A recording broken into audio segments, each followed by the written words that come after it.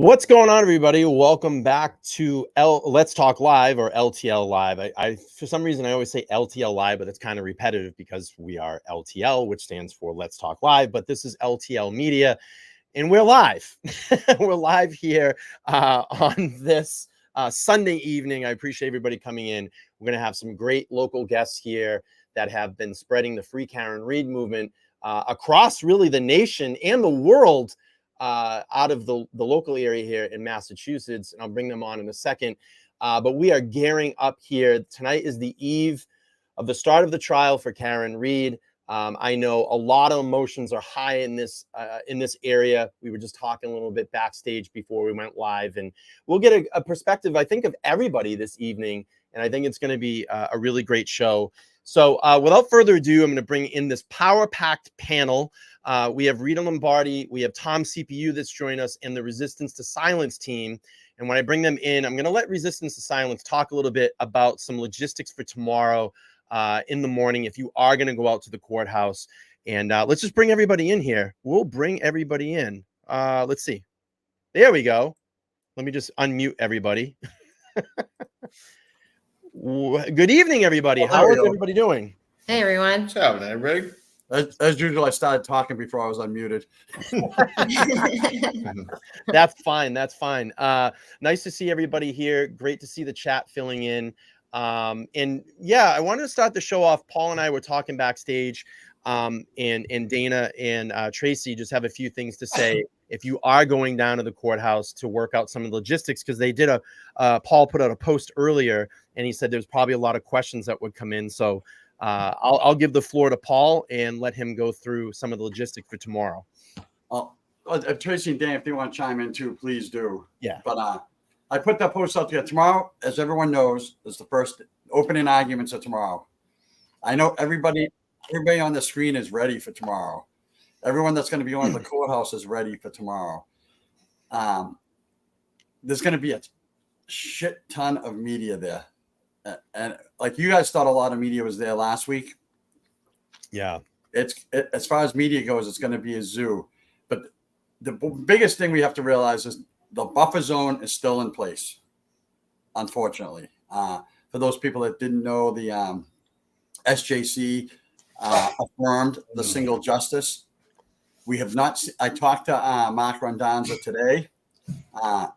We have not seen the opinion yet, so we're not 100% sure if we're done yet. I'm just going to leave it at that. So we could be possibly going further, but we'll talk about that later. But tomorrow, for the most part, we all plan on arriving around 8. Opening, usually they're 2 hours ahead of time, so we're planning around 8. A lot of people ask me about parking because there's going to be a lot of people there. There's several parking options. There's the street parking. You can park behind the registry of deeds as long as you don't have stuff on your car and you're not wearing any gear. I hate saying it. I feel like puking when I say that. I know. Mm-hmm. And here's the truth. There is some information saying you can do that and do that, but we're telling everybody from our point of view, be safe. Don't do that. So there's parking behind it. There's parking on the if you're walking out of the courthouse and you take a right towards Dedham Center, there's a parking lot down there too. There's plenty of parking down there. We could stay on both sides. For the most part, we're all going to the church side. That seems to be the best location. If you're coming and you can't park near the church, two things. You can bring trash bags and put your signs in the trash bags, or just drop your signs off right at that 200-foot buffer zone and then go park. We're not a mean mob. We're not a mad mob. We work together. We mix and match signs all the time. So if you lose a sign, you'll probably get it back tomorrow, the next day. It happens every day. Mm-hmm. You can walk through the zone without anything on. Well, let me rephrase that. Oh yeah, hold on. That's a different protest. Yeah, that's a different protest. You can walk through the zone with regular clothes on. Pink is totally acceptable. I stuck with my new hashtag Think Pink. You know that I'm putting that on everything. So there's pink ribbon right there. And the other thing is, like I said, there's going to be a lot of media there. We don't know who else is going to show up. We just need to do us. Yeah. That's what we need to do, is do us. Tomorrow's not the day when court TV's there. Maybe some entertainment companies are going to be there. I can't confirm or deny that we want to be battling it out with trolls, plain and simple. But at the same token, I know it's hard just to sit there and be quiet, and we just got to do our best. That's all. Dana, Tracy, and I say it all the time. We're out here fighting for Karen. We're out here fighting for the corruption that's going on in Norfolk County, Canton, Massachusetts, and the state police. But we also talk about the First Amendment. So we're just putting stuff out there as suggestions. We can't tell Rita what to do. We can't tell Tom what to do. We can put up suggestions. It's up to everyone else to do what they feel is best for themselves. I like what Mark said. I know people agree with it. When Grant pushed aside the other day, Mark, our attorney, said everyone should be cheering for him because it's still a First Amendment, even though he says some stupid stuff and he's kind of scary sometimes. But he says some really, really stupid stuff. But he has the First Amendment right to say stupid stuff. Mm-hmm.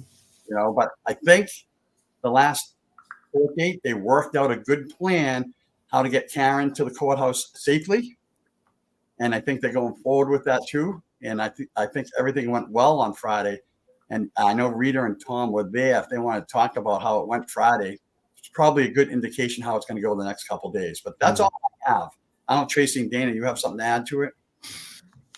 No, I don't really. I mean, I know Rita had met with the one of the officers at the beginning of the day. So maybe, I don't know if you want to speak to that, Rita, what they told you, because that was more really instructive than anything. So, yep. So I have actually established a great relationship, a great rapport with the head of security there, and he's Sergeant Mike Hardman. And so I met with him. He's not going to be there this week, but he did introduce me to someone else who I believe is going to be there overseeing it. And so basically, I made it clear because of the issue with JLR, whatever his name is, what's going to happen is they're going to have 3 officers escort her in, 2 on either side and 1 behind her. And I asked that all we want to do is be able to show her love and walk in with support of her and not be bothered by trolls. And so he agreed that we could do that. So when Karen shows up, that's what we're going to do. And we put our signs down. Our signs cannot be on the barrel, so you cannot attach it to the barrel. You're not going to hold it. You hold it. If not, you put it on the sidewalk. And when she comes, we can go over like we have. And I don't know how many people are going to be there tomorrow, but we need to be orderly.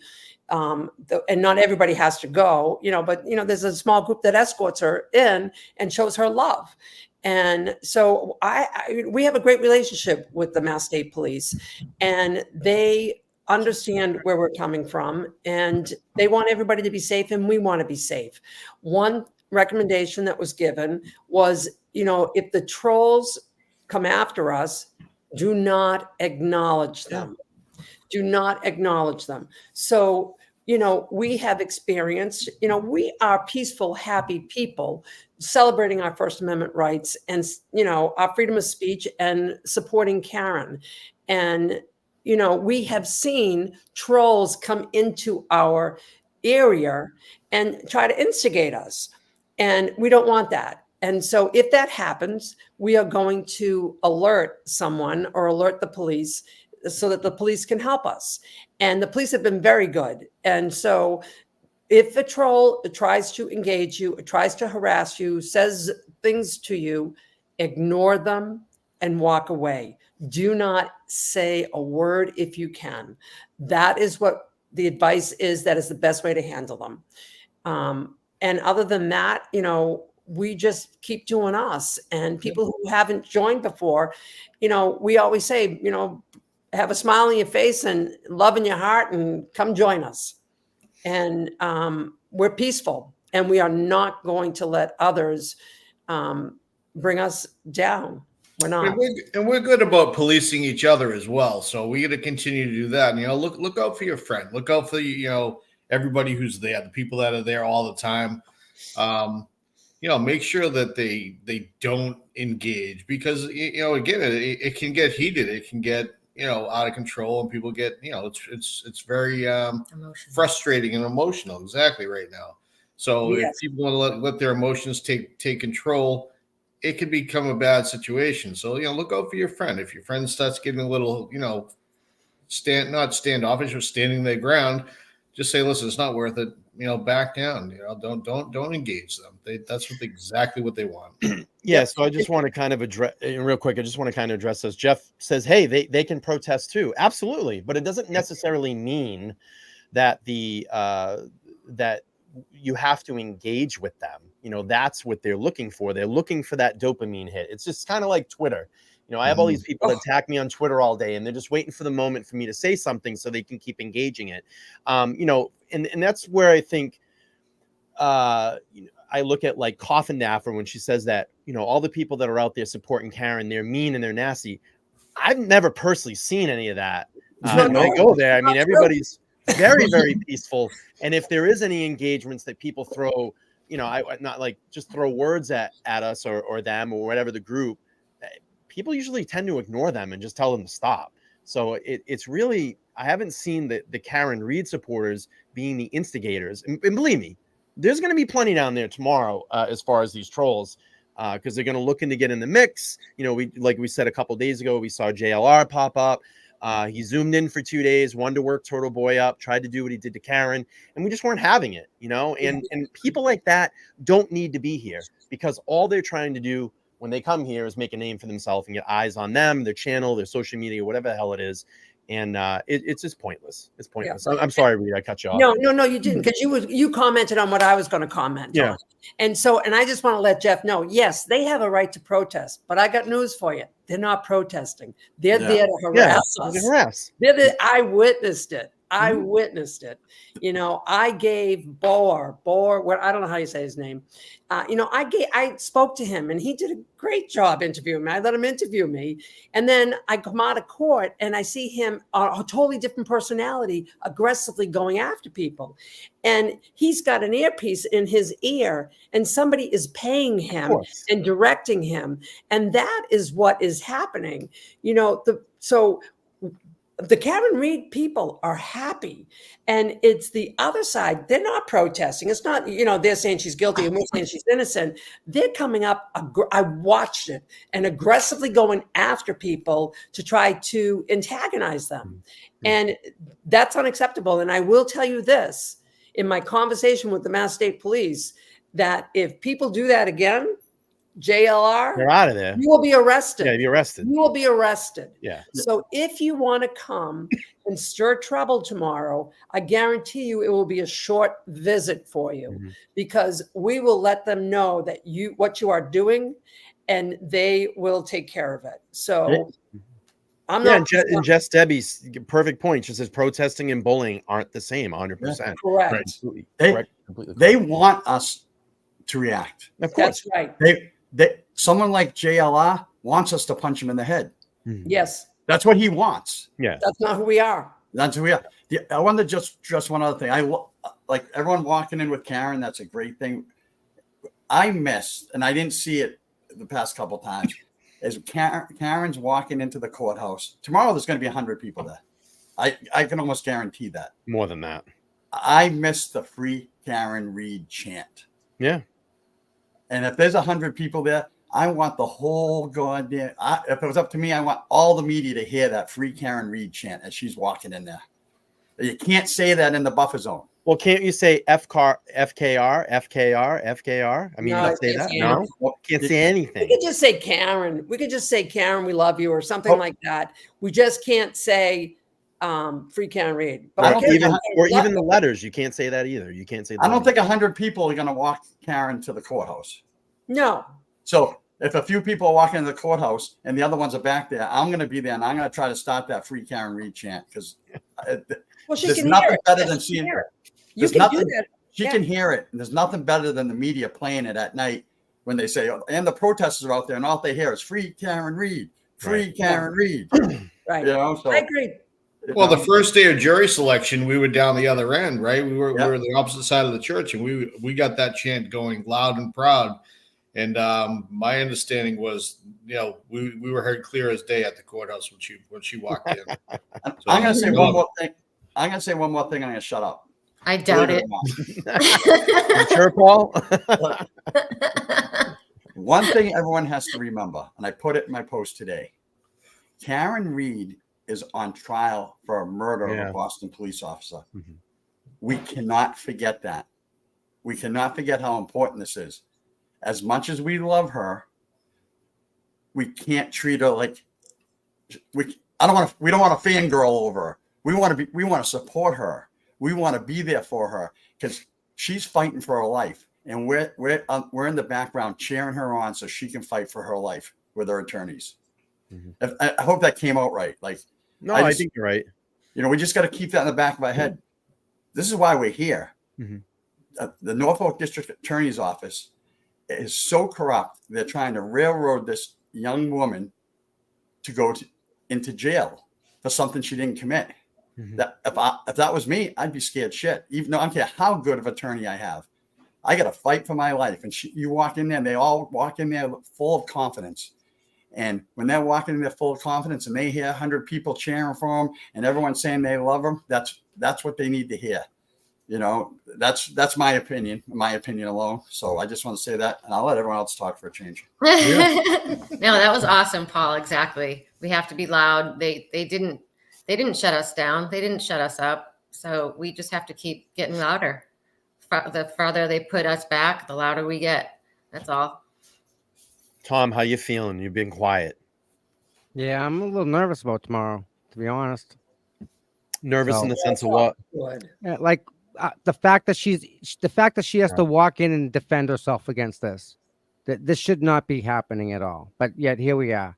Mm-hmm. Why are we here? You know, exactly. I just think this morning, I'm like, why are we even at this point? Like, where's the FBI? You know, where's the FBI? Why have they not stepped in? And I guess the rumor that's floating around is that, and correct me if I'm wrong, but from what I'm hearing is that they're going to wait for the prosecution to basically go in and hang themselves, and then they're going to step in.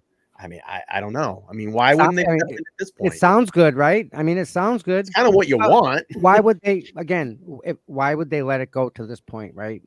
So you got a question. What are they doing? Their investigation most likely is bigger than what we could even imagine, right? Mm.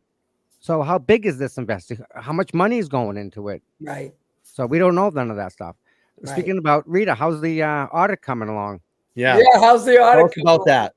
Yeah. So the first audit meeting, well, let me just say this, you know, I agree, you know, what are we doing here? But we're here, right? So I'm looking at the positive. We're here, and Karen is going to be in a small courtroom. That's a win.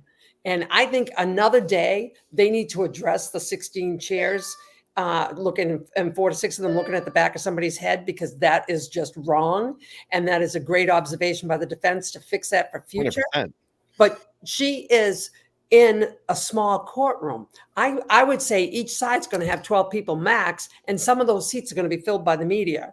And so they're going to be, if I were them, I would be sweating bullets, because they're not going to be able to get lost in a large courtroom. They're going to be there in a small courtroom, and they're going to be able to see them sweat.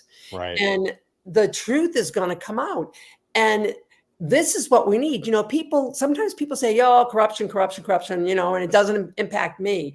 And I think when people see this case unfold in front of them and see what we have seen for months, I think it's going to be eye-popping. I mean, I think people are going to take notice and say, oh my God. And maybe this is what we needed to address this issue, because we shouldn't have and I always tell people I'm from the corporate world and process improvement and initiatives. And we would in the private sector, you would never be able to have the breaks in procedure that happened in the public side ever happen in the private side. Those need to be remedied. So I'm looking at this as a positive. And I think Karen has the best courtroom.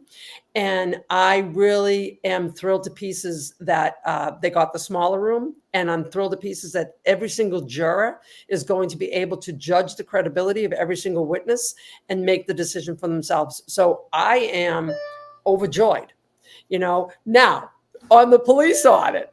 So we got some challenges there. And tomorrow night is the first meeting of the police audit committee. And we all know that Bob McCarthy is not a leader. I refer to him as little Putin because he's a dictator, and he's a bully who likes to bully his way into getting what he wants. And that's just an ineffective style. And that's certainly not the style of a leader.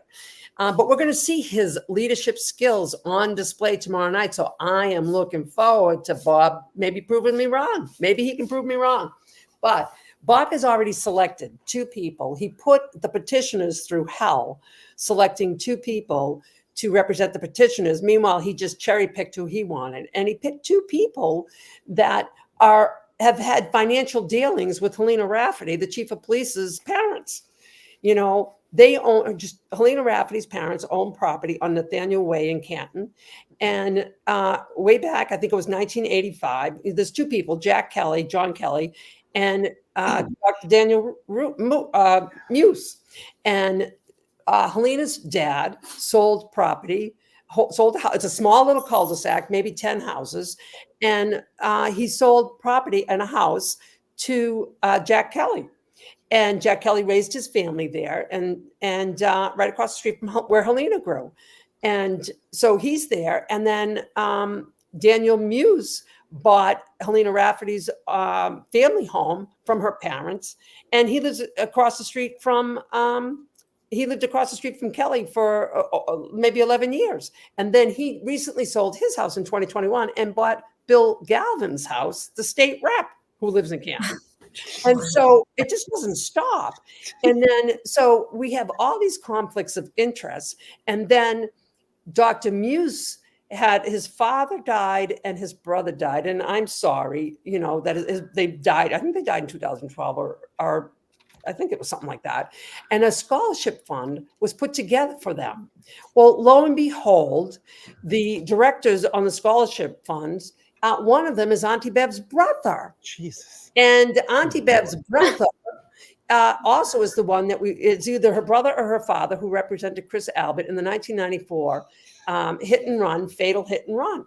And so now we have a connection not only to Helena Rafferty, but we have a connection, Auntie Bev, to Dr. Muse. And Dr. Muse has done work for the Canton Police Department, as has Kelly. Kelly I posted it on Facebook, but he's had affiliation with the Canton Police Department. And so both of them represent everything that the petitioners did not want.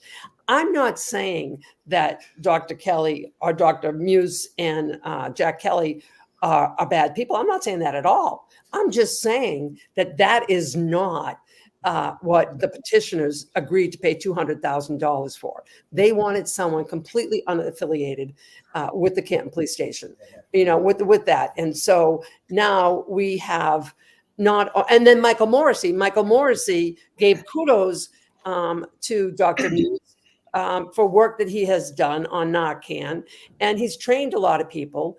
And there's a serious conflict of interest with both of these gentlemen. And, and there's a conflict of interest with Bob McCarthy too. So this is going to be an interesting meeting tomorrow night. And, it's just not right. It's just not right. They're either tone deaf, they just don't want to listen to us, or they just don't care. And I know it's just, they just don't care. And my question is, what are they so afraid of finding out that they have to sabotage the committee? And, that is very concerning to me, because the extremes, the desperation that Bob McCarthy has gone to control the outcome of that committee and control the scope of the audit has been extreme and has been desperation. And that just makes me feel like, oh my God, what on earth could they be hiding? So, we're going to proceed tomorrow night. It's going to be very, very interesting. And, I don't know, it's going to be interesting. So, it's not, these two gentlemen are not what the petitioners wanted for $200,000. It is just not. And the whole purpose is to restore trust in the community and make us feel safe. How are we going to feel safe if the people that you brought in are affiliated with the people that we need to do the audit for? It makes no sense. Rita, you had said tomorrow night. It's Tuesday night? No, Monday night. Monday night. Monday night. Okay, I thought it was Tuesday. Tomorrow's a long day. So Okay. tomorrow at 7:00 at the Sala Wow. meeting room in Canton, the same place where the select board meeting is. Yeah. And Tuesday, it's 7:00. So Monday and Tuesday are going to be very, very busy days Crazy. here, for this town. Yep. And I will be at the court tomorrow, just like with everybody else. And I will be there tomorrow night and holding them accountable. And, and that's what people need to do in their communities. You don't have to sit on a board. All you have to do is show up, speak up, and hold them accountable. And that's what we're doing. And that's what you can do too. And we're just leading the way.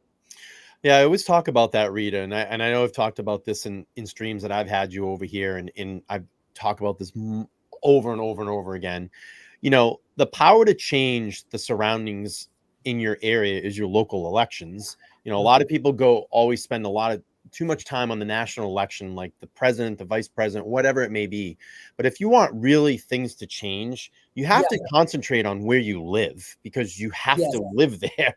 The president is always going to probably change now every 4 years. That's what it's looking like. We're never going to really probably ever have an 8-year president. I think, that's just my opinion, because things just change so rapidly quick and people can't focus anymore. But if you want to make real change, it's definitely your local area. I mean, look into the people that are running your towns, because look, you run into a situation like we are here in Canton, Massachusetts, with all this people that have just been passed along and passed along and passed along. And we have the years of corruption down there, because this one knows that and this one knows that. And I mean, for crow's sake, look where we are with Karen. I mean, just all the people that are involved with this and hiding this corruption in the string of the chain that just doesn't break. And it's, it's going all the way up into the courtroom now. But again, get out there, find out who the hell's running your town, find out who's running your city, because those are the people that, that are going to make the difference in that area. Absolutely. Absolutely. And, and it's not like, people have to go to all these meetings. Look at the agenda and go for the items that are important to you. And, get in there, ask questions, hold them accountable. People can do it. And that's how we're going to get to the next level. Mm-hmm. All right. Well, tomorrow's a very important day. We have opening statements from the prosecution and the defense. Let me go around the panel here. I'll start with Tom. What do you think the energy of both sides are going to be? Do you think Lally now steps up his game without his? I know Yannetti's going to definitely be on fire, but let's see. What do you think the energy is going to be, and what do you think are going to be some of the main sticking points the Commonwealth and the defense is going to put out there? Well, I think Lally's going to rely on the experts mostly. Mm-hmm. I see him doing that. The prosecution has a problem with the evidence itself, like chain of custody, how it's laid out. If that's the case, then you can't use the taillight because someone else touched it. So now what do you have? You just have an argument over an iced coffee. So I have a problem with this entire case. Why are we here? I mean, there's enough evidence to at least question it. This is murder, not manslaughter, not accidental. No, this is straight murder. So this is different. And why we're even here is puzzling when there's so much evidence to prove and to show that we shouldn't even be here. So, the defense has I'm absolutely confident in her defense team. Mhm. I think you could not get a better set of people. And what other people don't know is I believe they've bonded as a cohesive Oh, unit together as a whole, and that changes everything. That adds so much more power, and they have it. They're in that. They're locked. They're ready to go. I don't see the prosecution that amped up / ready to go. Like they don't want. Is Proctor going to testify? They don't even know who's going to testify, right? I mean, again, it. Why are we here, guy? Rita, what do you think? I'm sorry, Phil had shoe polish and it was black. Of course. I'm asking him to get the shoe polish out of here. It's going on my nose. Jeez, Phil. He went into the garage. So you were saying why are we here, right? Yes. Yeah, I mean, why are we here, and what do you expect tomorrow from opening statements from both the prosecution and the defense? I think Lally is going to just do his typical Lally splaining, which is a bunch of nothing, because he has nothing. And I think the defense, even though their hands are tied with the third party culprit, I think the defense is going to beautifully present their case, as they can in opening statements. I think it's going to be a clown show. I really do. You got a lot of roadblocks. Beb's got a lot of roadblocks for the defense tomorrow. But I'm going to tell you, I think, in my opinion, I think Jackson, Yannetti, and Little will find a way to get around it and get what they need out there. They're very, very smart people. Believe me. I mean, just listen to the way that they talk.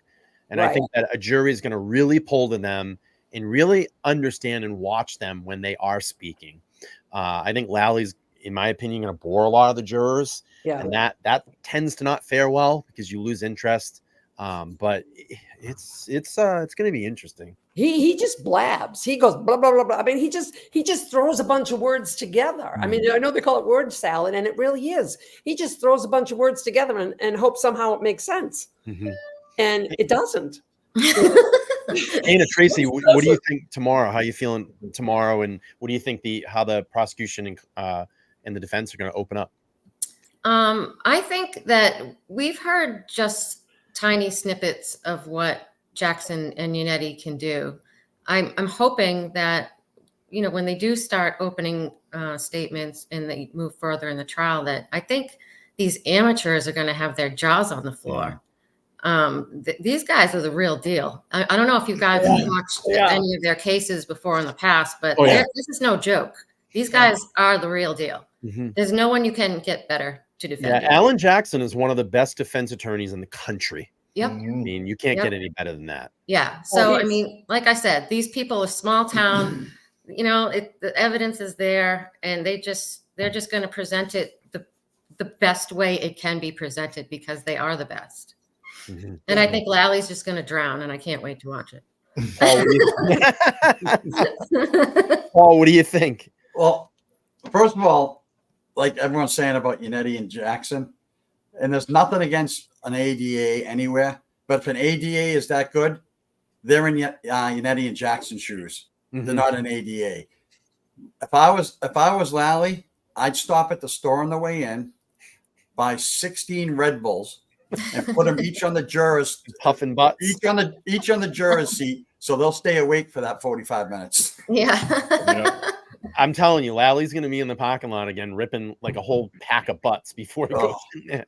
I think we should make a game out of it. Every time he says the word essentially, we should do a shot. All right, let me just play a little bit. I'm going to play a little bit of Lally, just if people are just coming in. This may not know, there's a lot of people that are just coming into these streams and they might not know.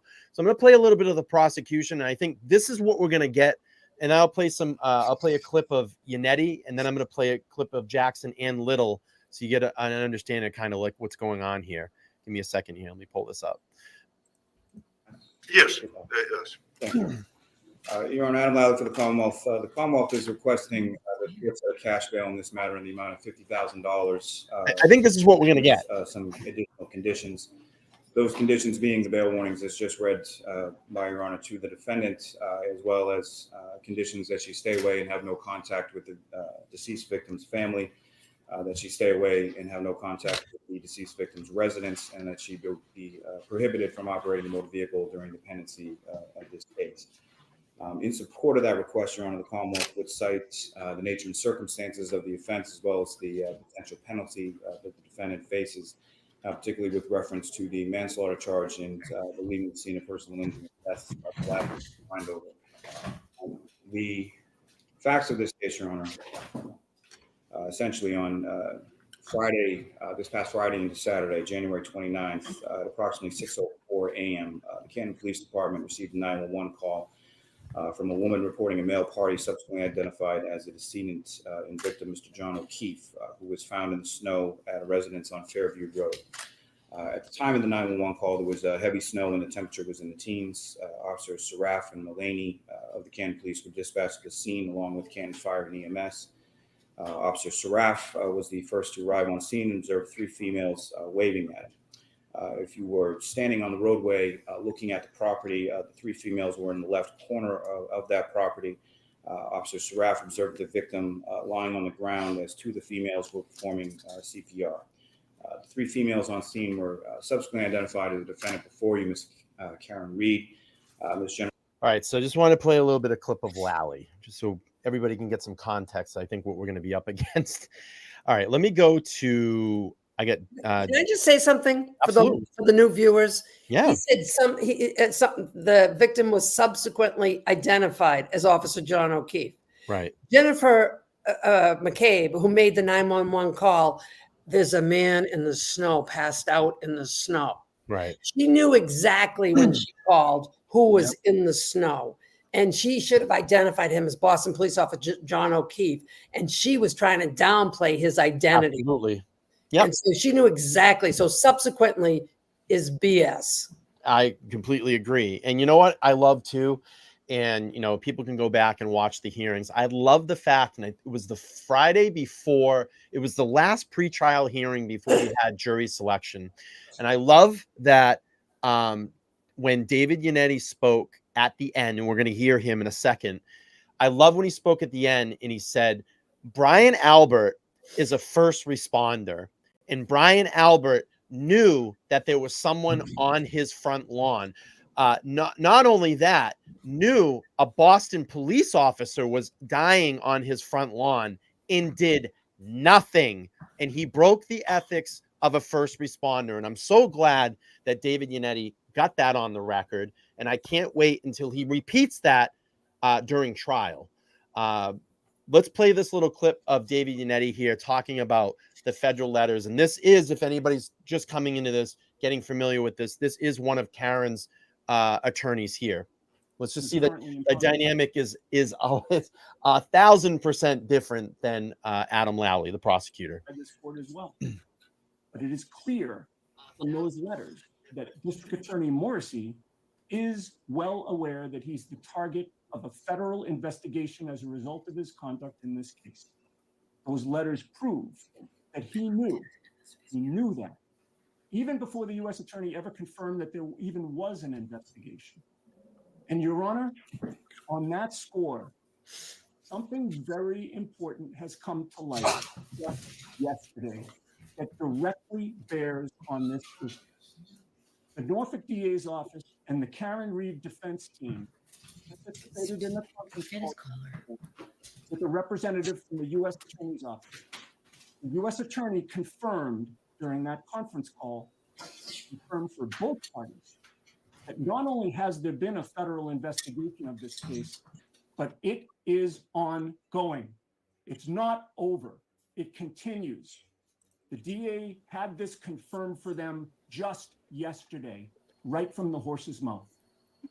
That means, Your Honor, that District Attorney Morrissey and his office are targets of a federal investigation. And please consider what that means for the upcoming hearing on our motion for sanctions. The anticipated nature of that hearing bears directly on the ruling that this court will make today on the Commonwealth's motion for a protective order to keep the 8 letters impounded. We have the 8 letters. We've seen them. We've read them. We are using them. The genie cannot be put back in the bottle. All right. Oh my God, I love that. That was awesome. So good. But I mean, you know, just so much well put together, direct. And I think that, you know, in my opinion, I think a jury is going to really listen when these attorneys talk.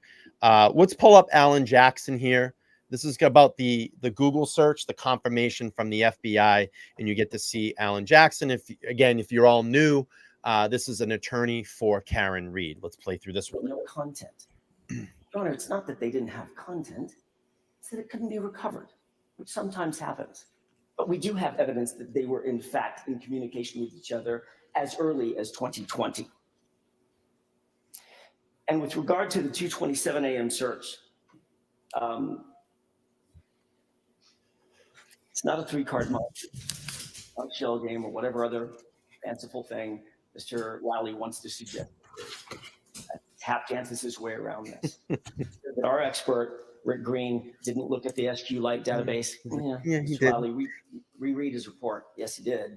He didn't look at the wall file. Yeah, Mr. Lally, reread his report. Yes, he in fact did. And he's the one that found the 2:27 a.m. search. And with regard to the Regional Computer Forensics Lab, that's the definition he couldn't remember. What they actually said was, because Mr. Lally got this wrong too, what they actually said was, yes, there was a 6:23 and a 6:24 search.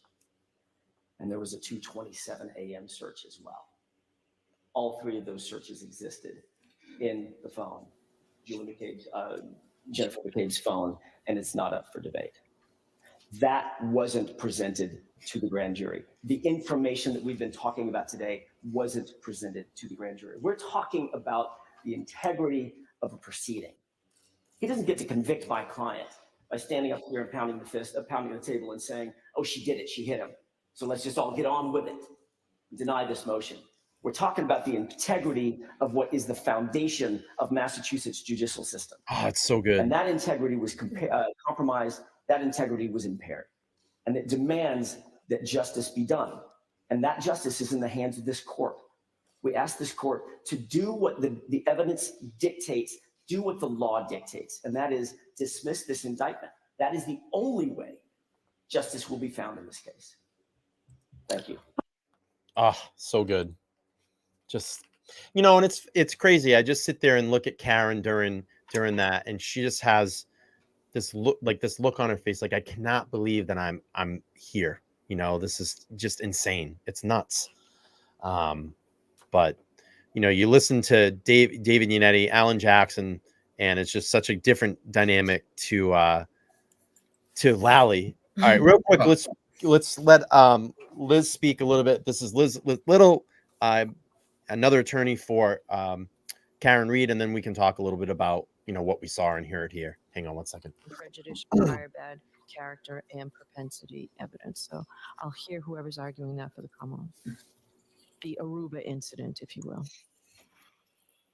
I mean, I'm sorry, who's arguing for the defense? That's what I'll hear from. I am, Your Honor. Okay. Thank you. Say 282. 283. Oh, this is all backwards. Pauline did this for me. All right, thank you. Thank you, Your Honor. The Commonwealth seeks to admit irrelevant, inadmissible, and prejudicial prior bad character and propensity evidence against Ms. Reed by admitting inflammatory evidence of an event that purportedly transpired in Aruba on December 31st, 2021. As the court knows, this type of propensity evidence is extraordinarily prejudicial and serves no purpose other than to assassinate Ms. Reed's character in the eyes of the jury. The Commonwealth has put forth no reliable evidence to suggest that the incident that occurred in Aruba on New Year's Eve has anything whatsoever to do with O'Keefe's death, or that this remote and isolated incident was even a point of contention in their relationship at the time in question. And we aren't left guessing, Your Honor. All of the witnesses who were present at the Waterfall Bar and Grill on January 29th, 2022, along with high-quality video surveillance footage from that night, established that Ms. Reed and Mr. O'Keefe were happy, they were in good spirits, they were getting along. There is no evidence to suggest that this incident had anything to do with the facts at issue in this case. The Commonwealth points to purported angry voicemails left on the decedent's voicemail to suggest that there was some sort of hostile relationship between Ms. Reed and Mr. O'Keefe that night. However, these voicemails were left after Ms. Reed dropped O'Keefe off at Brian Albert's residence and after he failed to come back outside to meet her. There is no logical relationship between the prior bad acts evidence in this case that the Commonwealth seeks to admit and the crime charged here. All right, just a little bit of Liz Little as well too. Just perfect, direct to the point. You know, the funny thing is, and it's kind of funny. I ended with that, and I had said this on my live stream the other night, and I don't know if you're all going to agree with me or not, but that's the way they're going to paint Karen in this, you know, ugly, nasty, screaming and yelling at John. This gave her the, you know, this is why she wanted to kill him. She's just a nasty person. That's what the Commonwealth is going to pull out of their hat and try to paint Karen as this type of person. You know, I always say this too.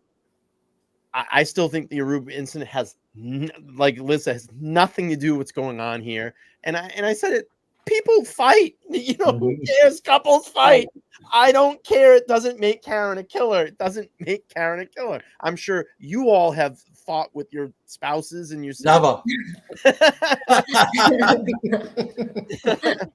But who cares? It doesn't mean that you're going to go out and kill your spouse if you have an argument. I mean, how do you all feel about this? Oh, it's you know, they are putting so much effort into trying to establish a motive because they can't prove that she killed him. And so they're trying to, you know, I think they're putting all their eggs into, okay, you know, she's this wicked person and they had a conflict down in Aruba. And gee, by the way, when she dropped him off and she had bad vibes about even going to 34 Fairview, you know, she had such bad vibes that when he went in the house, the reason she didn't drive away right away is because the agreement was, John, text me when you're inside and let me know that everything's okay, and then I'll leave. And she messed up their plans. And so she stayed out there waiting for a text that never came. And then she went home and, you know, fell asleep, whatever she did, and he's not coming home. And so, you know, she gets angry at him. I mean, who wouldn't get angry if this spousal significant other didn't come home when you dropped him off at an after party? And, you know, you're there with his niece and nephew, who is now his adopted daughter and son. And you're there because the kids had to go to school the next day. And I think the son was sleeping over a friend's house. So the daughter had to go to school the next day. And there's Karen, you know, the one who's left to get the daughter, you know, the niece out to school. And, you know, so, and it's confusing to her, I'm sure. You know, so who wouldn't get mad at their spouse? So, you know, Lally can play all the voicemail messages he wants. At the end of the day, John went in that house. There's a witness that saw John go in the house. That same witness is going to say he saw Julie Nagel pass John. So Julie Nagel passed John, you know, and you have the John Apple Health data that showed John went in the house as well, right. Too. And Brian Higgins was texting John. They lured him into that house. That's what the evidence is going to show. Yeah. And Brian Higgins is texting him at 12:20. Where are you, bud? Or whatever he says in his text message. And John, so that's at 12:20, 12:22, 12:24. John's walking in the house. And at 12:27, somebody in the house who looks like there's a man in the snow, passed out in the snow, somebody in the house is calling John's cell phone at 12:27, and somebody picks up John's cell phone. So you got a 3-minute time lag there where somebody's in cover-up mode. So, you know, that's going to be hard for Lally to explain. And the digital evidence in this case, I am convinced, is what's going to solve it. You know, we're used to, in this country, you know, evidence, you know, physical evidence. We're in the technology age, and it's the digital evidence. And how many people have been murdered or murdered somebody, and it was their watch that gave it away, or their phone. There's going to be a digital map, I am sure, that is going to be presented that is going to show where everybody's phones were. Yeah. And so it's going to be very hard for them to get away from that. You know, the digital evidence is what's going to do it. Yeah, I think something else that's going to be very exposed by the defense too is the lack of investigation and all the stuff that was made up. You know, there was no really old, you know, what we called old-fashioned sleuthing. Like, no one went up to the house, no one knocked on the door, no one went in, looked around. You know, no one questioned anybody in the house. Like, I think the deputy chief's across the street and his Ring camera doesn't work. And Brian Albert, Boston police officer, his camera wasn't installed. Nothing's working. What? Nothing's working. Come on. You know, they think, and I'm going to tell you, you know, from what I've seen, you know, that side thinks that if you just throw so much stuff against the wall, something's going to stick and people are going to believe it. And I got to tell you, people are not going to believe it. We're tired of being gaslit. It's time for the truth, and we're going to get the truth. Let me go around on the panel here, and I'm just going to ask everybody kind of the sticking point to Karen's innocence. For me, I'll go out and say is that the injuries to John and the damage to Karen's SUV just for me make no sense at all. I think that was the big sticking point for me when I started to read into this and look into this. And then to hear a couple of weeks ago, Jackson gets up in open court on the record. And, you know, there's always been this debate about this too. Like, do we really know? Does Jackson really know? Did the FBI really confirm, or the independent investigator really confirm that, you know, the injuries and the damage doesn't add up? Yes, because you know why? Lally has the same report, and during that hearing had the opportunity to stand up and disavow all that and say Jackson's lying. And two, Jackson would never get up and I think risk his whole career on lying in open court to get a chance of disbarment and to put a flat out lie there. That just wouldn't be true. So for me, that was kind of the sticking point. Let me go to Tom and just hear what would be your sticking point on all this, Tom, of Karen's innocence. It's going to be backwards. Okay. But the worse they make her out tomorrow, the more innocent she really is, because that's all they have. They have to call this poor girl vile names and accuse her of doing vile things to the man that she loved. And that's not who Karen Reed is. So what I'm looking at is how bad do they attack her character when we know her character already? That's that part. Now you go for Karen's innocence. Why was Berkowitz called if he was on medical leave at all? Why is he there? Where's the missing footage from the garage? This is from a police station, a secure facility. You don't lose things in a secure. But now you want us to believe you about the audit and what's in there? I mean, you can't even control 40 minutes of footage. Again, Karen's innocence. How about every single piece of data that I've seen there's a problem with? Whether it be a taillight, whether it be her time getting A to B, her blood alcohol, the drinks that she bought. I could go on, guy. It's not how a murder trial or a murder suspect or evidence in a murder trial is. Not that it just doesn't make sense. Real quick, I just want to address something. I'm going to go to Dana and Tracy really quick. I have a couple moderators that are fighting right now, and they're bringing up personal things. If that's going to happen, I will bounce you so quick from being a moderator in my chat. So that needs to stop. We don't do that here in this chat. We don't attack other moderators. And absolutely don't attack my girlfriend that's in the chat right now. But if that's going to keep on going, I will bounce you so quick. Anyway, let's move on. Tracy and Dana, what do you think? It was a sticking point for you? I had to say, the Google search for one was a big thing for me. I've been out at night and stayed out and had a few drinks and came home, and I've never Google searched anything remotely close to that. That's just You're is right. the most, I mean, I've Googled a lot of weird stuff. Don't get me wrong, but it's nothing even remotely close to that. So, that and the backing into him with a car, and getting up to that speed in reverse. Now our driveway is like 250 feet long, and I have a big pickup truck, and fastest I've gone out of this because of this case. I tried it.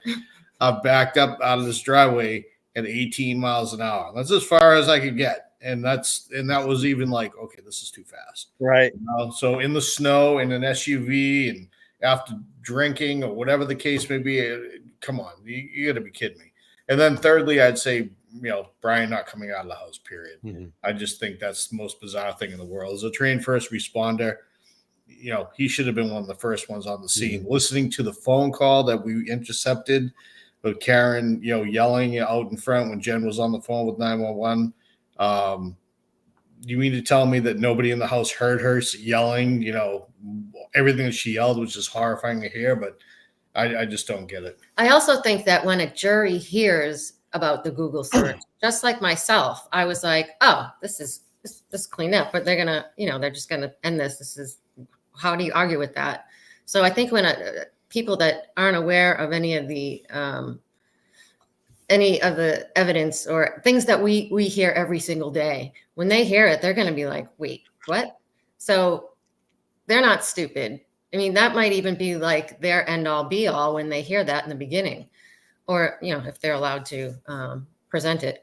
But yeah, I think when people who haven't been involved in this case hear a Google search like that, that's very, very questionable. Yeah, before I go to Paul, I just want to bring up this point by Massacre. He says, a cop on the lawn of a cop, yet never comes outside. Right. It's a pretty easy point. Yeah, I mean, yeah. It's simple as it gets right there. Right. I mean, and that's why I said, David Yannetti calling out Brian Albert and saying, you are a first responder and did not respond. Like, right. that's the house, the house, the dog, the cement floor in the cellar. Again, there's a problem with everything. And where's the brotherhood? Where's the blue brotherhood? Absolutely. Right. Exactly. Let's go to Paul. Paul, you've been quiet. What was the sticking points? Oh, you're muted. Yeah, I'm just kicking back listening. Well, because everyone, the number one thing, I think everyone hit all of them, but I'm thinking, I'm sitting in a jury box, right? And I hear Karen was driving home and went by the library, and that video was missing. Right.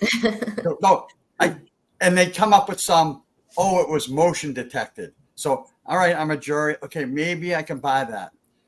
Then we find out the car goes to the Sally Port, and those 42 minutes are missing. 42 minutes are missing.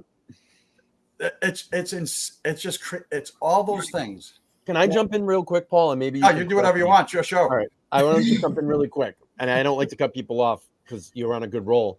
But did I hear that Lally submitted evidence of that video, and it was only 5 minutes that he submitted? It wasn't even the whole hour or whatever was supposed to be there. Am I right about that? I'm not sure.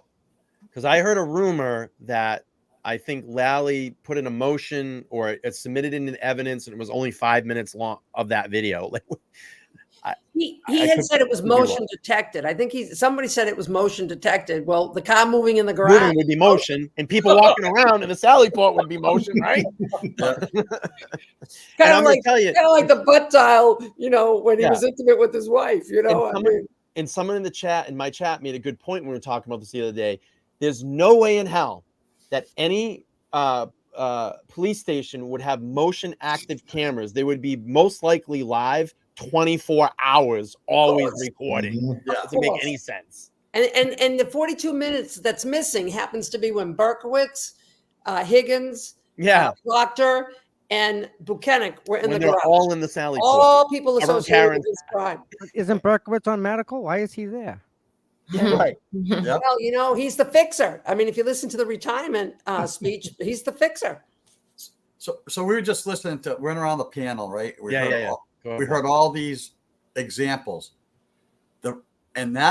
All these examples are the reason why the prosecution is trying to paint Karen as this angry, vile person, because they have no other choice. most of their evidence, if not all of it, is tainted or wrong. I mean, Lally lied in court the other day when he said that Karen, I was talking about Karen in her videotape about while she was getting booked about Albert smashing the head off the taillight or something like that. And then they play the video and there was nothing of the sort.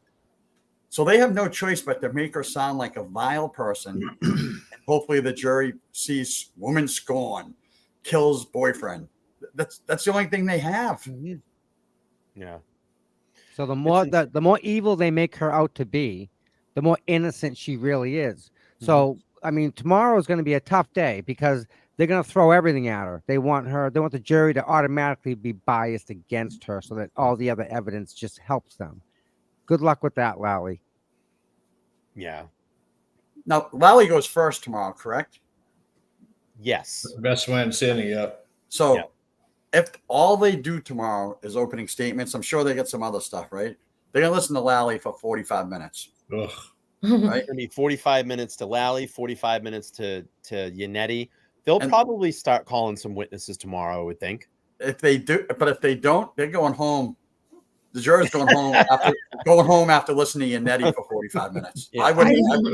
I heard Dave Run they're going to 34 Fairview. They're going to Canton. They're going over there tomorrow. I have a funny feeling that, I think it's probably going to be opening arguments and then probably lunch and then Fairview. That's what I'm expecting. Interesting. Are they going to, you think they're going to be allowed inside the house? No, because, the crime didn't happen in the house. Oh, yeah. No, the crime scene is the Sallyport now. Well, exactly. No confusing of yours. Right. And then outside the street where all the taillight whisperer was, finding the taillight. Yeah. This is what I'm talking about. This is murder, not manslaughter, not act. This is murder. And we have problems with every single piece of evidence. Right. Every single piece. Sean McDonough always says, if you're going to screw up the crime, you better not screw up the cover-up. And this cover-up oh my God, this cover-up has more holes than Swiss cheese. I mean, like realistically, you look at this.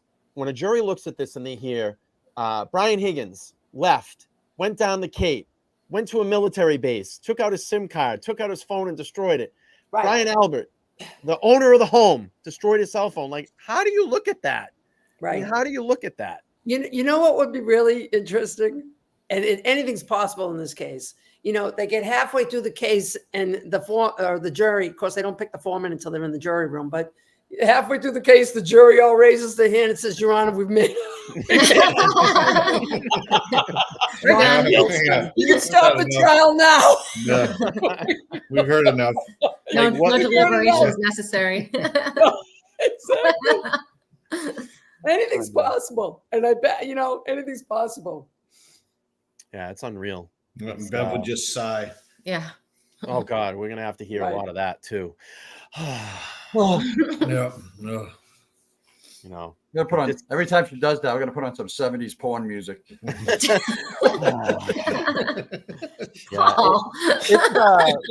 Inappropriate. We just went another way. Yeah. I just don't see. I mean, I don't see it. How a jury could go with the I don't see this trial finishing. I really don't. I do not see it. I think my opinion is that the witnesses are not going to be able to withstand direct and cross examination. They're not. And the direct, sure, because they've been coached, because that witness or that victim witness or whatever, the victim advocate or whatever has coached them, so they may get through the direct. They'll never get through the cross. Never get through the cross. Never. Wait till Alan Jackson gets a hold of them. Yeah. Never. Any single one of the three of them. They will not get through any single one of the three of them. And, I really think that at some point, somebody's going to say uncle. I really do. The only thing I ask, if the trial ends soon enough, Alan Jackson just does his closing arguments on video so we can all see it. His closing arguments would be fantastic. Oh yeah. Yeah, I mean, I don't think it's going to get there either. I don't think it's going to get there. I really don't. And I don't know if it's the feds come in or somebody goes uncle. I mean, how, when you think about this case and everything that we know about this case, how on earth do they really think they're going to present this? And that's what I think is going on here. I really think that the feds and the defense were like, you know what? No matter what we present to this judge, she is just going to say, nope, doesn't count. Yep. And they just said, you know what? Let's stop wasting our time and let's just go to trial. And I think they caught her by surprise. And I think now, and I think we saw them backpedaling, trying to figure out, oh my God, we really are going to trial. And I think that all along they thought that at some point she would cop a plea. And thank God for Nick Rocco and Jenna Rocco for all the fundraising that they've done that has helped her. And so, I've been thinking this for a while. I do not think this will ever get to the jury. I think that it will fold before then. Yeah, Rita, you made a good point about, thinking that Karen was going to tap out. I think they thought that she was going to take a plea, tap out. I mean, that's why they kept dragging her in there and dragging her in there and dragging her in there and getting closer to closer in trial. And I think she just like, hey, let's just go, let's just do this. Not any position that I want to be in, but I know that she's, very trusting of the 3 lawyers that she has, 3 attorneys she has. And I have full confidence they're going to get the job done. I mean, 100%. Just listen to the example. They might even get it done the first week. Yeah. I always say I'm no legal expert, right? But here's my fantasy. I'm going to tell everyone my fantasy. That's a good one. Don't worry. Wait a minute. You're talking about. Ew. I know. We went from 70s to. It's a Wednesday afternoon at 3:30. The prosecution rests. All the witnesses' statements are on the record. Josh Levy loves Thursday mornings. We wake up Thursday morning. He's got all their information recorded in trial and says, now's the time. Yeah. That would be amazing. That would probably be the best gift ever in all of this. Yep. And it's a fantasy. Yeah. I know I got Dana nervous when I said fantasy. So that's like we went from the 70s thing to this. So, I didn't know. Yeah, I know. This is Listen, I just say, I look at that whole team, Jackson, Unetti, Little, they are the confidence that they exude walking in and out of the courthouse. The press conferences early on, they had confidence then. They don't do them as frequently now. The media's gotten in front of them a little bit. Yeah. They go about their business. But I think that I don't know if anybody's seen that picture going around, Alan Jackson just planting one on David Unetti's forehead. And they were like, it was amazing. It was just like the brotherhood, the love that they have there, the respect that they have for each other. It's fantastic. They're all emotionally invested by now. Yeah. They really are a team. Yeah. They are a team. And, and we all are part of that team too, And so, when have you ever seen a case where people who never even knew each other came together, taking vacation time, taking sick time, taking time from their busy lives? I haven't cleaned my house and I can't tell you how long. I cleaned it. I just vacuumed today and I said, I can't believe this, because we have all dedicated all this time to helping Karen. Karen could be any one of us. And, when have you ever seen this? And so for them, I'm sure it has got to be, a beautiful place to be, to know that there's an army of people out there cheering them on, and we ain't got no quit. I'm sure, and we are happy to do it. And and I have to say, and we all feel it when we're out there together. The love, the camaraderie. Mm-hmm. There's nothing like it. The unity. There's nothing like it. And when I'm not there, I miss it. Mm-hmm. And I know other people do too, because this transcends politics. This transcends age. This transcends geographics. This is the best people in this country coming together in support, advocating for truth and justice. And it's really beautiful. And we have our freedom of speech, even though we have the buffer zone. It's really great to be able to express ourselves and stand for what's right. And we are very lucky. And but freedom doesn't come easy, and we have to keep working for it. So, that's what we're doing. Well, to that point too, Rita, I mean, we say it all the time, but everybody does their part. Everybody plays a role in this, no matter how, we talked to people today that I wish I could do more. I wish I could do more. We were at the standout in Plymouth and they were holding signs. I'm like, you're doing plenty. You're here to help. You're doing your part. If this is all you can offer right now, that's great. Maybe next weekend you can do 2, or maybe whatever. You write a letter and send it to the ACLU or to whoever. Right. Everybody does their part, and it's a group effort, and it's totally appreciated. And I want to say right off the bat, Tom, literally, I mean, I can't say enough about what you do. Because you're out there all the time, and and I know you're humble about it, Tom, and I even respect that even more that you are like that. But literally, you're out there all the time, and people really appreciate it. So, I have to agree, and I do it for the people that can't be there. I mean, there's legitimate people that have children or taking care of their family or working, and they're just as invested as we are. I mean, we got people all over the world. I mean, you name a country. I think they've been in my chat. They've been in your chat. Yep. I mean, the whole world. It's shocking to see the people. Ireland, Australia. We have England watching tonight. Wait a minute. There's Australia? England tonight. Like our buddy in Wales. Yes, Yep. Dylan. So again, everybody does their part. Even watching from another country is huge. Yep. People don't realize it. And again, we're lucky to be in the position that we're at with all the people that we have, the talent.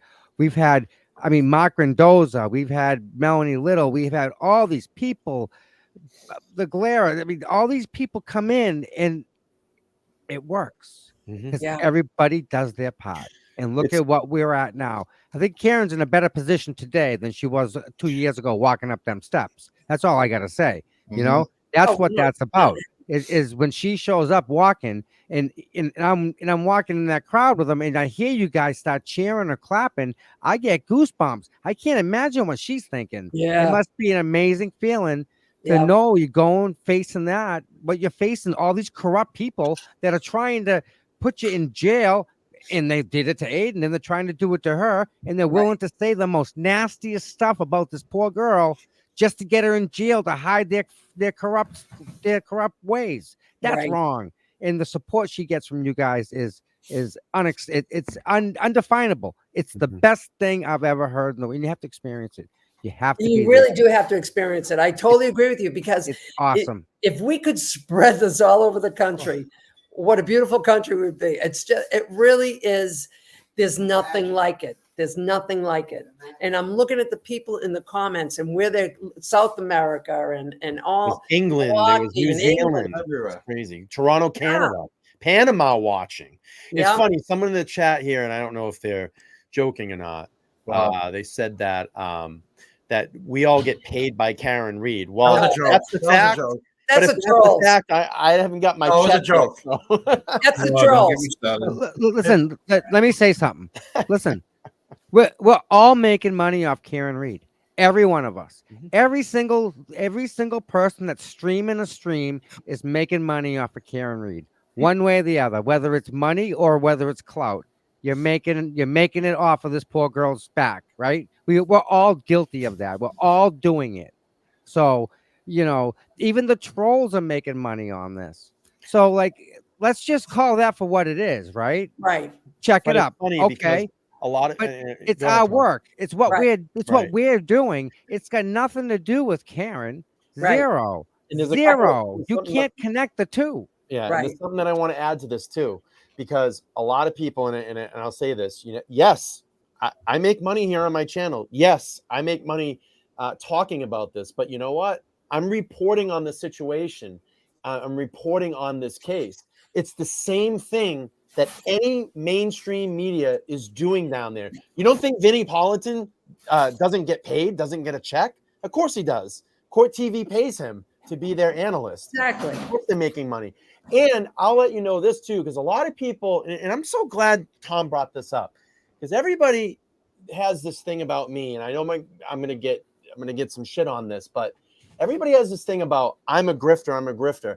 I can show you, I've kicked back almost $1,000 to Karen Reed's defense fund. I can show you receipts. So if anybody ever wants to question me that I don't kick back or I don't give money or I'm a grifter, I've given them back almost $1,000 to Karen Reed. But Brian, it's what you do. Again, everybody does. Not everybody gives. Everybody does. Sure. It's not what you give. It's what you do. Right. It's what you do, and you do a lot for the movement, Brian. So it's not what you give as a donation. It's what you do for Karen as a whole. So, you know, that has value too. You know what I'm saying? There's a value there for the support. But to tie us, any of us, in with Karen's team, you kidding me? Like, she's got enough bills. She ain't paying us. She can't. No way. It's ridiculous. So Can I rewind? That's Can I rewind for a Julie second? Grant. What's Can I that? rewind for a second? We were Good. talking about like what everybody does and everything. Right.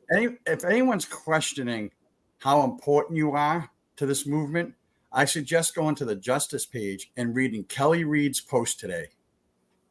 Kelly's Reed post said, there's the YouTubers out there, there's people holding signs, there's people doing this. If you're home praying for Karen, you're just as important as Tom sitting up there, as Tom's sitting out there all day. Yeah. Brian sitting here. Everybody plays a little part in that. Everyone's just as important. This is just one happy movement most of the times, you know. But Kelly Reed put out a post talking about the movement and the Reed family that was extremely moving. So if you have a chance, go over to the Justice page and take a look at it. Yeah. Was that today or was it a couple of days ago, I think? No, I thought you put it out today. I just saw it today. today. I saw her put something out the other day too that was really touching. Yeah. Yeah. Well, they appreciate it, you know, and that's it. And that's how Kelly is when she'll come forward and say, oh, we love the support that, you know, we're receiving. And they know us when we're down there. I mean, they greet us every time we're outside the court. They know who Tom is. They know who I am. Karen's brother's always saying hi to me. Karen always looks over and says, hi, Brian. They know who we are. They know that we're advocating. We're fighting for them too. I mean, they know who we all are. Right. You know all the faces. Okay. Anyone that's in the chat or listening to us right now, you're more than welcome to come down and hang out with us. Of course. It's a really nice time. People are nice. The buffer zone is you just can't go past that line with a sign. It's simple. You're still allowed to go there. So don't think you're not allowed. Yes, you can wear 100%. pink. You can wear pink. You can wear whatever you want. That's it. So please come down, show some support for Karen. Just being there is support. She sees you. You know? And we did see some new faces too over the past couple of weeks. There's been a lot of new people showing up, and it's great. And, you know, and the feedback that I've heard from them is, you know, I was afraid to come or whatever the reasoning might be, but I'm so glad I did. And, you know, you guys are, you know, the reception's been great, and thank you so much and all that. You know, it is like, you know, Rita said, it's like a family, you know. Oh, it Come is. on in. And some bring their children. School vacation week in April, people brought their children. And people are bringing their children when they can to show the kids, this is how you protest. Yeah. This Well, is they're living history. Yeah. Yes, this is history. And we're protesting like no other. Yeah, you know, right. we're happy people. People expect us to be angry and yelling profanities. No, we're loving, happy people, and all we want is justice. Yeah. And it's not to say that we're not pissed off because we are, but that's not how we go about it. That's not our approach. Right. Let me just get to this real quick. Bart, thank you so much for the 1990s. This great show, great group. Rita stayed on top of those weasels, trying to pull a fast one with the audit, no quit. Love that. And let me just get to this one here at another another super chat come through. Damien, thank you so much. Says much love and respect to Brian, Tom, Rita, Tracy, Dana, and Paul. Thank you so much for the Very 20. I nice. appreciate that. Thank you. Yeah. So, you know, again, tomorrow, very, very important day. Opening statements, prosecution, defense. I will be live streaming it here on LTL. I know there's going to be a million people streaming it. You're all can go choose who you want to watch. I'd love for you to come here. I would say go check out Tom in the morning because you'll be able to see Karen walking into court and kind of the you know, there's gonna be a lot of people there. I think it's gonna bring in a lot of people. And I'll do my job. You know, I'm sure Tom won't mind. I'll bring up his live over here. I'm gonna get started a little early. But of course, go over and watch Tom, and then we'll do we'll stream here too. So I will have the video of it as well too. Like how many TVs or how many computer screens or crazy. TVs that's going to be on tomorrow? Right. How many? What's the number? What do you think? Right. I mean, tomorrow, we know where it's going around the world, but how many? Like, there's got to be a way to track that. It's gotta be millions. Millions. All I know is I'm going to be there and I'm going to be cheering Karen like a cheerleader. Yep. And, you know, I'm just so happy that she has her day in court. And, you know, I'm so happy for her. So she's going to prevail. She's going to prevail. And there's nothing this judge can do because there's a mountain of exculpatory evidence. And so, you know, the judge can say, no, but there's so much that will exonerate her that she just can't block it all. Yeah, no, I agree. A lot of people in your chat are talking about Vinny. Vinny is already in Boston, just so everyone knows. Yeah, I think he's supposed to do a live at 10 p.m. tonight. 10 p.m. tonight. Really? He's doing his closing arguments live in Dedham for Monday, Tuesday, and Wednesday. Nice. Nice. My plan is I'm gonna stream it tomorrow, and then I'm probably gonna do a mix of streaming and then going down there, and I'll probably do that through the entire trial. I'll bounce back and forth because I want to be down there in the atmosphere as well too, and get kind of the, you know, what's going on down there. I wanted to go tomorrow, but I really want to stream because I want to listen to the opening statements tomorrow. To me, that's like super important. So I really, really want to listen to them. It's not like I don't want to be down there. Of course I do. I wish I could split myself in half and go, but definitely going to be here to stream it. But like I said, my plan will be to go stream and then go down there and back and forth at some point through this trial. How long do you think it's going to be, everybody? You think this is going to be over 7 weeks? I think it's going to be over 7 weeks. I'm saying 3 months. That's what I think. Well, they're saying 4 to 6 weeks. A lot of witnesses. They're saying 4 to 6 weeks. I don't see it happening. I really don't. I don't see a case. There's not a case. And it's going to fall apart. You know, it's going to fall apart before it gets to the jury. I honestly wish they some way they could announce what witnesses were going to be on the stand or what days, so I know what days to take off. Right. And go. Yeah. There's certain ones I want to see like really, really badly.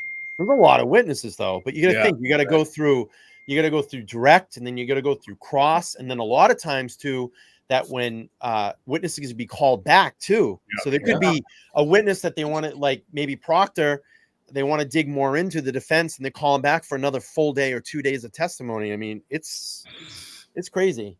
Never mind. Bev made hardly no decisions what's going to be allowed and not going to be allowed. So every time they bring something up, they're going to have a mini hearing during the trial. Right. Sidebar. Right. Sidebar. A lot of sidebars. That's coming. Believe me, that's coming. So yeah, so all this bad evidence, but yet here we are. And we never thought we'd get here with all these changes from Aiden breaking the story we couldn't believe to every single episode after that. It just got worse and worse and worse. And here we are. And nope, it won't go to trial. Tomorrow. You can't fix stupid. You can't fix stupid. I always bring this up when I'm talking about this and stuff, and I got to bring it up tonight, is that we can't forget that none of us would be here talking about this if Aiden didn't print that story a year ago and he started this one going. We would not be here talking about it. It would have faded 100%. And I always try to make sure I give him credit because of course 1,000%. I think Tom said he lit the fire. We're just keeping the fire going. Of course. Of course. And I think I'm going to say everybody did an amazing job keeping the fire going while he was away. Didn't even skip a beat. Everybody played their part. Right. Everybody played their part in all of that. It did Right. not lose any interest. It didn't lose any steam. If anything, it gained more steam. I think the fire built even more when people really started to look, more into this and keep it going. And then just Aiden coming back out and keeping it really on full blast furnace when he came back out. So it if it was not for him, I mean, you're right, Paul, we wouldn't be here. And I've said that from day one. It's been an honor to be able to sit beside all of you and Aiden and kind of do my part in all of this. So I had no idea who he was before last May. My daughter mentioned it in April, and there wasn't enough information out at that time. There was just starting to come out. And then when the autopsy picture came out, that was it. The autopsy picture was a game changer. Yeah. And it took them 14 months to get the autopsy picture. For the people that are new, the defense did not turn over the evidence. The defense didn't even collect evidence. And then they held it and held it and held it from the prosecution. It took 14 months for them to get that autopsy photo. And that was the game changer. That spoke volumes. Yeah. How about the hair? They didn't test the hair for 2 years. It isn't even hair. Don't even call it hair. It's not hair. Hair that went hundreds of miles in a blizzard and still stayed on the car. I mean, it's not even hair. It's a joke.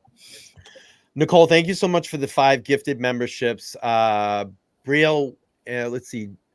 Darlene, Kimmy, I'm just trying to read off the people that got memberships. I think I missed a couple of them. But anyway, welcome to the membership group. You go over to the homepage and all my members only content is on there. You get access to that. And when I do members only live. So thank you. I appreciate that.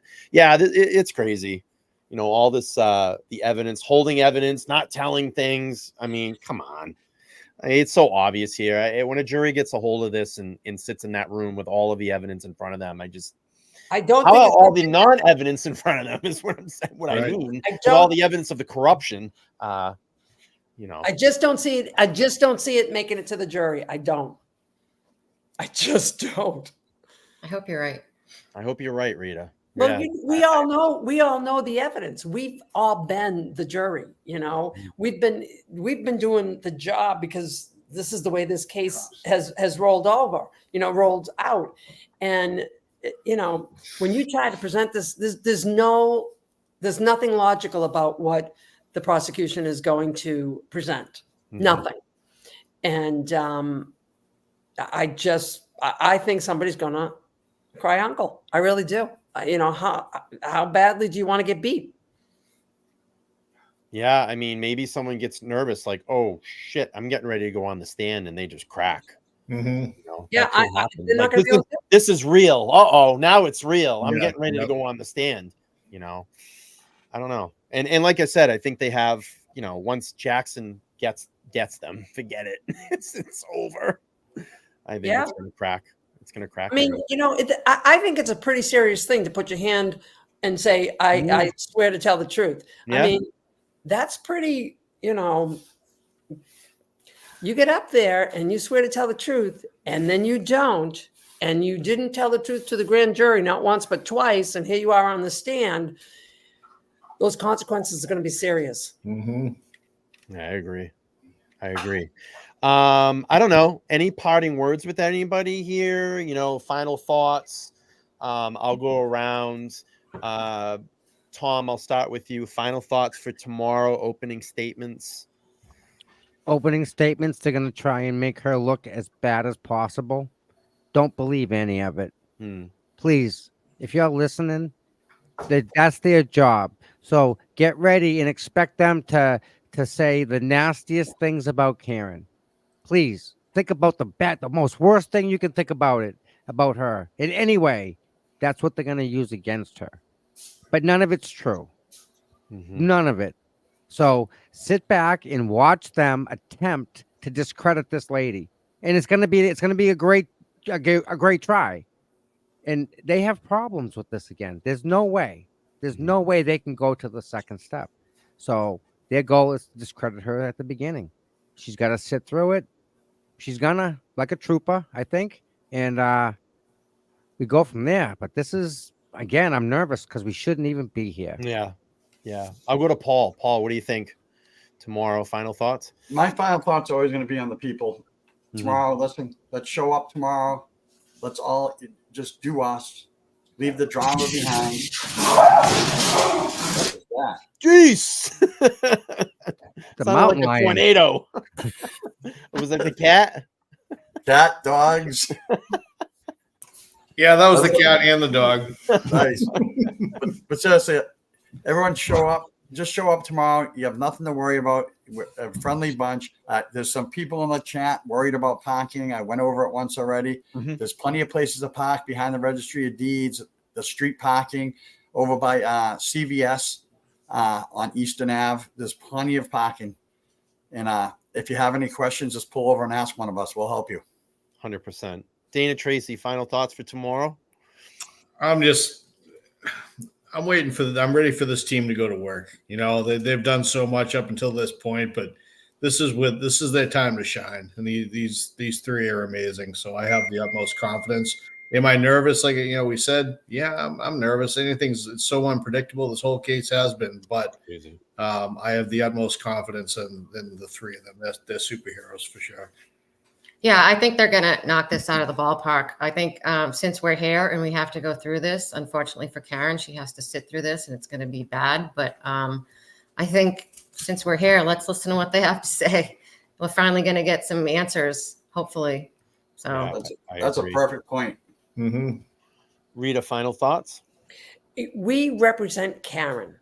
And so anyone coming tomorrow, just bring your happy face, bring your love, you know, and bring your A game, because we represent Karen. And if anyone gets tempted to engage with the troll, that's what they're going to remember. And that's what's going to hit the airwaves. And that's just not who we are.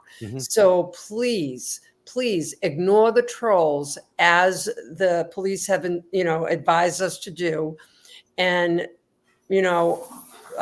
bring your A game and come join us as we celebrate that she is going to get justice finally. And as much as I don't want to be at this point with her going through this trial, we are where we are, and let's do it. Yeah. You know, and we're one step closer to getting justice for Karen, which puts us a step closer to getting justice for John. Yes. You know, so 100%. I can't wait. Yeah. It's long overdue.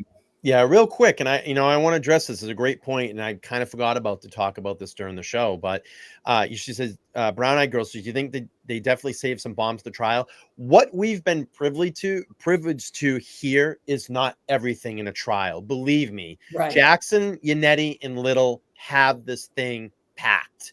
There's going to be so much more stuff that drops during this trial that you thought your mouth was dropping during the hearings. Wait till trial. And wait until they get those the witnesses up on the stand and have to do cross on them.